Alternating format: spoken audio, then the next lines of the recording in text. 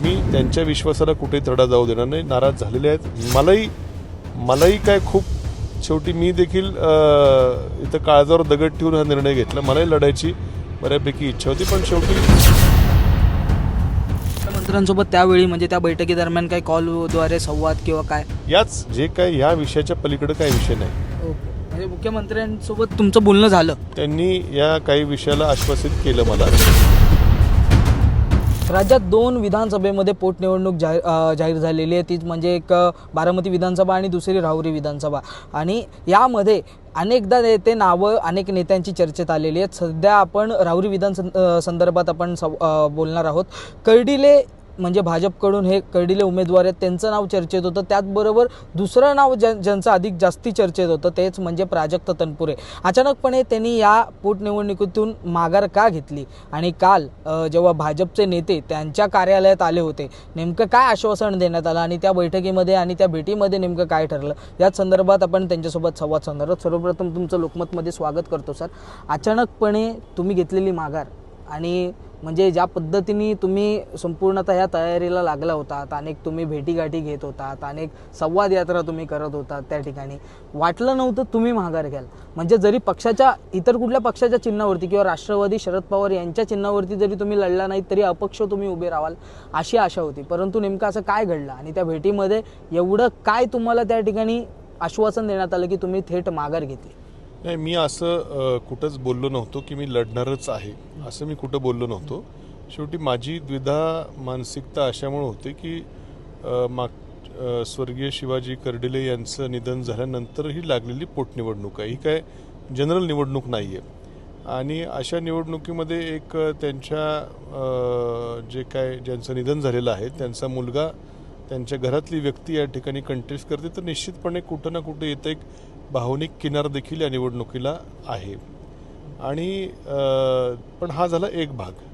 दुसरा भाग की गेले 1.5 वर्ष मतदारसंघातल्या लोकांच्या माझ्याकडे बऱ्याच तक्रारी येतात, कार्यकर्त्यांच्या समस्या येतात आणि ज्या पद्धतीनं कामं व्हायला पाहिजे, ज्या पद्धतीनं शासकीय यंत्रणा हालायला पाहिजे, अशी खूप तक्रार येत असल्याकारणानं थोडीशी नाराजी कुठंतरी सध्याच्या अस्तित्वात असलेल्या व्यवस्थेबद्दल लोकांमध्ये आहे.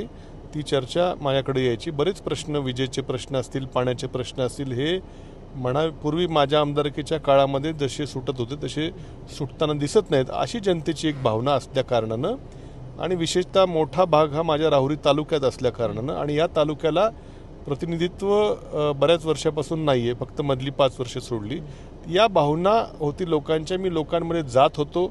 या 2 बाबी होत्या. लढवायचं तर या जनतेच्या प्रश्नाकरता नाही, तर एक भावनिक किनार देखील आहे. अशा द्विधा मानसिकतेमध्ये मी होतो. काल जिल्ह्याचे पालकमंत्री राधाकृष्ण विखे पाटील साहेब आणि भारतीय जनता पक्षाचे प्रदेशाध्यक्ष रवींद्र चव्हाण साहेब जेव्हा राहुरीमध्ये त्यांच्या उमेदवाराचा अर्ज भरण्याकरता ते राहुरी शहरात आले होते, त्यावेळेस आमची फोनवरून चर्चा झाली. ते ऑफिसला यायचं त्यांनी सांगितल्यावर शेवटी संवाद हा असला पाहिजे. त्यावेळेस त्यांनी विनंती केली की बाबा स्वर्गीय शिवाजी कर्डिले यांचं निधन झालं कारणाने ही त्यांच्या मुलाकरता आपण माघार घ्यावी, अशी एक भावनिक साथ त्यांनी घातली. म्हटलं भावनेशी मी देखील सहमत आहे म्हटलं, पण या तालुक्यातले काही विषय आहेत, लोकांचा आग्रह आहे, हे काही नवीन येऊ घातलेली संकट आहेत, काही पुढच्या भविष्याचे विषय आहेत. या संदर्भात या तालुक्यातला आमदार असावा अशी जनतेची भावना या तालुक्यातल्या विशेषतः आहे आणि त्या भावनेचा आदर करून निवडणूक लढवायचा माझा विशेष निर्णय होता. मग त्यांनी त्या प्रश्नावरती आमची चर्चा झाली आणि काही खूप सेन्सिटिव्ह विषय होते आमच्या तालुक्यातल्या जनतेसाठी. विशेषतः एक परिसर आहे आमच्याकडे बारागाव नांदूर जिल्हा परिषद गटामध्ये, मुळा धरणालगतची काही गावं आहेत, तिथं एक ॲम्युनिशन पार्कसाठी जमीन संपादित केली जाणार अशा आशयाचं पत्र उद्योगमंत्र्यांचं आमच्याकडे होतं. उद्योगमंत्र्यांनी केंद्र सरकारला संरक्षण खात्यात लिहिलं होतं की अशा ठिकाणची 7,000 एकर जमीन आम्ही तुम्हाला देऊ शकतो. ती गावं जी आहेत, मुळामध्ये बरीचशी गावं ही मुळा धरणातून विस्थापित झालेली गावं आहेत. तिथं संरक्षण दलाचा एक प्रकल्प आहे, रणगाड्यांच्या ह्याचा सराव केला जातो, KK रेंज म्हणतात. त्यामुळं नो डेव्हलपमेंट झोन आहे. कधी परत टांगती तलवार आहे. आणि आता परत आणखीन एक जर प्रकल्प येऊ घातला असेल, तो पण दारुगोळा संदर्भातला, तर तिथल्या जनतेच्या जीवनावरती हा आघात करणारा विषय होता आणि हे निवडणुकीच्या आमदारकीच्या खासदारकीच्या पुढे जाऊन त्या जनतेच्या अस्तित्वाचा विषय होता. त्यावर मी सर्वात प्रथम विषय मांडला आणि त्यांनी मला आश्वासित केलं की असं काय आम्ही होऊ देणार नाही. परत देखील मला त्यांचा मंत्री महोदयांचा फोन आल्यानंतर की उद्योगमंत्र्यांशी बोललो, असं काय होणार नाही, आम्ही होऊ देणार नाही विषय. मग एवढा ज्याकरता आपण भांडतोय हे प्रश्न जर निकाली निघणारचं आश्वासन सकारात्मक मिळत असेल, राहुरी कारखाना आमच्याकडे डॉक्टर तनपुरे सहकारी साखर कारखाना हा सभासदांसाठी अत्यंत भावनेचा विषय, गेल्या काही वर्षापासून तो बंद आहे. त्याचं NCDCचं प्रपोजल हे राज्य सरकारपर्यंत गेलेलं आहे. पूर्वी अजितदादांशी माझे काका होते, त्यांच्या पक्षात त्यांनी प्रवेश केला होता, त्यांचं त्यावेळेस बऱ्यापैकी फाईल पुढे गेली होती. पण आज दुर्दैवानं दादाही हयात नाहीत आणि तोही विषय मंत्रिमंडळाच्या बैठकीपुढे येईल, त्यावेळेस सकारात्मक त्याची नियमानुसार जे काय असेल पण सकारात्मक त्याला हे घेऊ. अशा अजून 2-3 गोष्टी होत्या. मुळा धरणातला गाळ काढण्याचा विषय असेल, हे आमच्या तालुक्याच्या मतदारसंघाच्या दृष्टीने अत्यंत कळीच्या विषयाला जर सकारात्मक त्या ठिकाणी प्रतिसाद मिळत असेल आणि माझ्या आमदारकीच्या पेक्षा जर हे प्रश्न सुटणं हे जास्त, विशेषतः तो दारुगोळ्याचा जो प्रकल्प आहे त्यानंतर आमचं खूप मोठी हानी आमच्या तालुक्याची खरं झाली असती. तो इतरत्र कुठंतरी पर्याय त्याला काढता येईल असं त्यांनी बोलले, म्हणून खरं ही माघार घेतलेली आहे. तनपुरे सर, या म्हणजे हे दोन तुम्ही आता विषय मांडले, या 2 विषयांपैकी इतर कुठलीच चर्चा नाही, म्हणजे राजकीय पुनर्वसन म्हणा किंवा पुढचं राजकीय भविष्य कसं पुढे जिवंत ठेवण्यात येईल, या संदर्भात काहीच त्यांनी कमिटमेंट किंवा या संदर्भात काही चर्चा झाली नाही. ही कालची जी चर्चा आहे ही फक्त या विषयावर झालेली आहे. याच्यामध्ये कुठे राजकीय धागेदोरे हे काही विषय नाहीत. शेवटी निवडणूक का लढवावी या विषयावर जर त्यांनी मला सोल्युशन दिलं असेल तर इतर गोष्टी पुढं, बरं त्यांनी जर दिलेली आश्वासनं पूर्ण केली नाहीत तर परत 3.5 वर्षांनी निवडणूक आहेच, तेव्हा रणांगणात उतरावंच लागणार. ती जनरल निवडणूक असणार आहे. ती मुख्यमंत्र्यांसोबत त्यावेळी म्हणजे त्या बैठकीदरम्यान काही कॉलद्वारे संवाद किंवा काय, याच जे काय ह्या विषयाच्या पलीकडे काही विषय नाही. ओके, म्हणजे मुख्यमंत्र्यांसोबत तुमचं बोलणं झालं, त्यांनी या काही विषयाला आश्वासित केलं मला, बाकी काही विषय नाही. काय नाही, पण हे केलं जाईल याच्यावरती तुमचा किती विश्वास आहे? नाही, आता शेवटी कसं आहे, राज्याच्या मंत्र्यांनी माझ्या कार्यालयामध्ये येऊन मला विनंती करणं, माझ्या प्रश्नावर सकारात्मक भूमिका घेणं, शेवटी कुठंतरी आपणही विचार करतो की कुठपर्यंत लढलं पाहिजे, कुठं थांबण्याची भूमिका, सहमतीची सामंजस्याची भूमिका घेतली पाहिजे. ठीक आहे, आता त्यांनी मंत्री आश्वासन माझ्या कार्यालयामध्ये येऊन देतोय. मी एकटा नव्हतो, बाहेर काही बरेचसे आमचे कार्यकर्ते होते, त्यांच्यासमोरही जाऊन त्यांनी सांगितलं.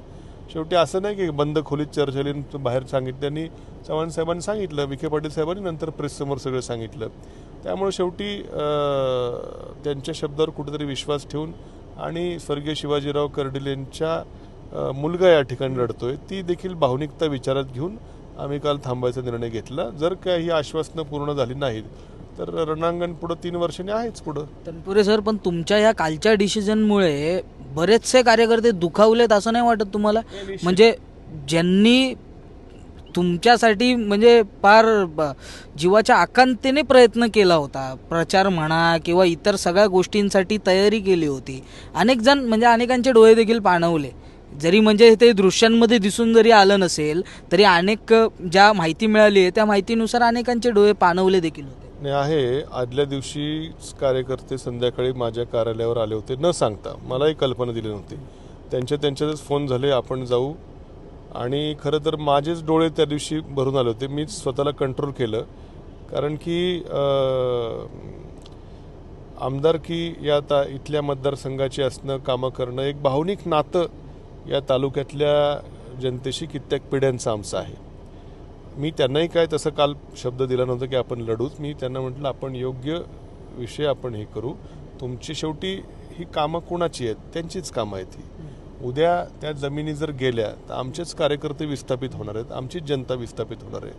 उद्या मुळा धरणातला गाळ काढला गेला तर आमच्याच लोकांना त्या ठिकाणी पाणी मिळणार आहे. उद्या राहुरी कारखाना जर चालू झाला तर आमच्याच सभासदांना त्या ठिकाणी हे मिळणार आहे. शेवटी मी त्यांच्या विश्वासाला कुठेही तडा जाऊ देणार नाही. नाराज झालेले आहेत.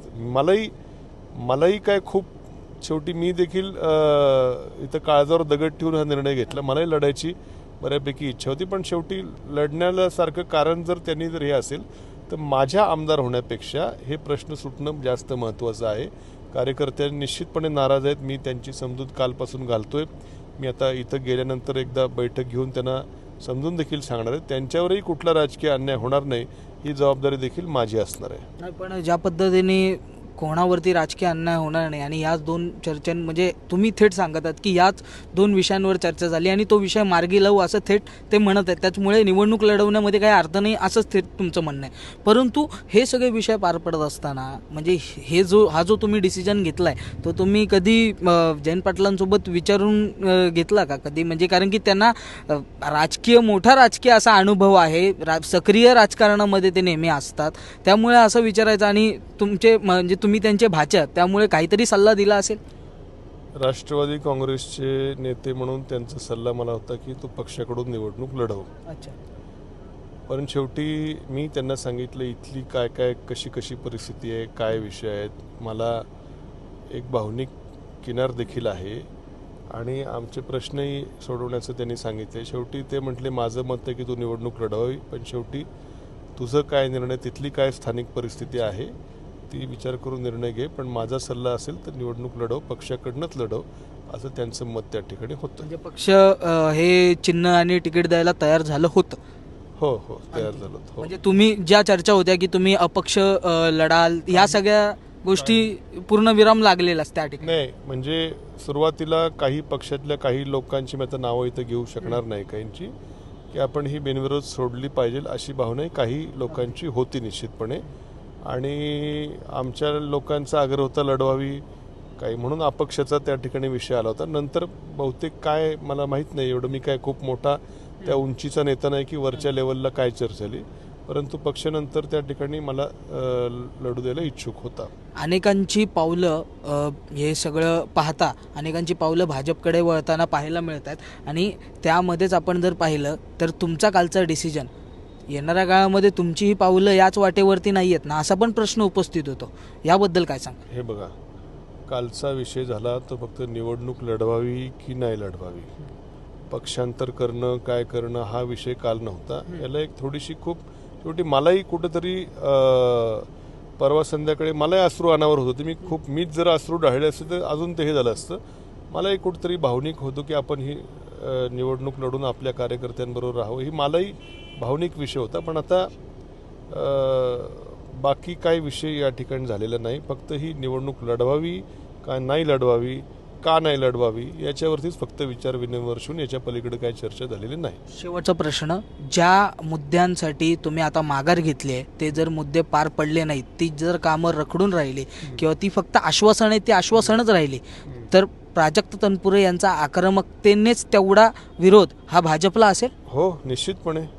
शेवटी आम्ही राजकारण का करावं, कोण कुठल्या पक्षात आहे काय ह्याच्यापेक्षा शेवटी मी ज्या माझी मातृभूमी कर्मभूमी राहुरी तालुका आहे तिथल्या प्रश्नांबाबत आज मी माझ्या पदाचा देखील त्याग केलेला आहे एका अर्थानं. हे जर विषय भविष्यात नाही मार्गी लागले तर तेवढ्याच आक्रमकपणे माझ्या जनतेबरोबर राहण्याची ही माझी भूमिका असणार आहे आणि पुढं 3 वर्षांनी परत निवडणूक आहेतच. धन्यवाद आमच्याशी संवाद साधल्याबद्दल. आपल्यासोबत प्राजक्त तनपुरे होते, आपण त्यांच्यासोबत संवाद साधला. एक प्रश्न आहे तो घेऊसा वाटतोय आता, म्हणजे स्वतः कळडिले पण आहेत त्या ठिकाणी उभे, त्याचबरोबर राष्ट्रवादी काँग्रेस शरद पवार पक्षाच्या एक शेवटचाच प्रश्न आहे, शरद पवार पक्षाच्या माध्यमातून एक नवा उमेदवार त्या ठिकाणी देण्यात आलाय, नेमका आता प्रचार कोणाचा करणार, कोणाच्या प्रचारामध्ये असणार? मी हे सविस्तर उत्तर देऊ शकलो असतो, पण मला आता इथून निघणं थोडं वेळ पाळणं बंधनकारक आहे.